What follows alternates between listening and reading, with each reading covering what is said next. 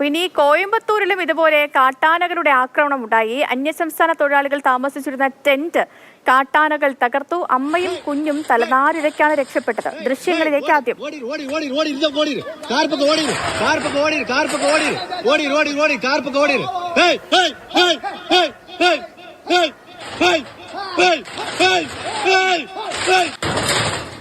വിനയ് ഉണ്ണിയുണ്ട് നമുക്കൊപ്പം. വിനയ്, പേടിപ്പിക്കുന്ന ദൃശ്യങ്ങളാണ് ഈ കാട്ടാനകൾ ഇറങ്ങി അവിടെ വരുത്തിയിരിക്കുന്നത്. അമ്മയും കുഞ്ഞും ഒക്കെ തലനാരിഴയ്ക്ക് രക്ഷപ്പെട്ടു എന്ന് പറഞ്ഞാൽ അത്രത്തോളം അപകട അവസ്ഥയിലാണ് അവർ കഴിയുന്നത് എന്ന് വേണം മനസ്സിലാക്കാൻ. ഇപ്പോൾ നിലവിൽ എന്താണ് വിനയ്? ആനകൾ ഇപ്പോഴും അവിടെ തമ്പടിച്ചിരിക്കുകയാണോ? എന്താണ്?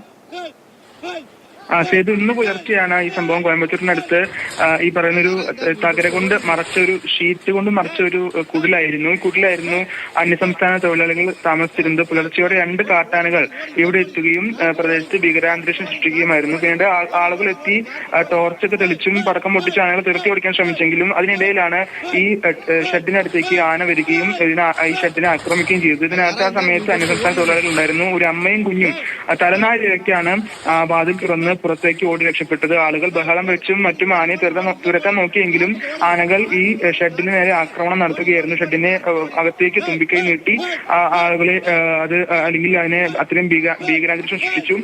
വലിയൊരു ചെറിയൊരു നിമിഷത്തിന്റെ വ്യത്യാസം കൊണ്ടാണ് ആ അമ്മയ്ക്കും കുഞ്ഞിനും ആ ഷെഡിനകത്തുനിന്നും ഓടി രക്ഷപ്പെടാൻ സാധിച്ചത്. കാരണം 2 കാട്ടാനകളും വലിയ രീതിയിൽ തന്നെ അവിടെ ഭയപ്പാടുണ്ടാക്കിയിരുന്നു. എന്നാലും പിന്നീട് വനപാലകരെത്തി ആനകളെ കാട്ടിലേക്ക് തുരത്തി ഓടിച്ചു എന്നാണ് അറിയാൻ സാധിച്ചത്. ഇന്ന് പുലർച്ചെയാണ് ഈ സംഭവം ഉണ്ടായത്. എന്തായാലും ആർക്കും മറ്റ് പരിക്കുകളില്ല. കുറച്ച് നാശനഷ്ടങ്ങളെല്ലാം ഈ മേഖലയിൽ സംഭവിച്ചിട്ടുണ്ട്. ശരി വിനയ്, കോയമ്പത്തൂരിലാണ് കാട്ടാനയുടെ ആക്രമണം ഉണ്ടായത്. നമുക്ക് ആ ദൃശ്യങ്ങൾ ഒരിക്കൽ കൂടി കാണാം. யாரா இருந்தா வீட்டுக்கு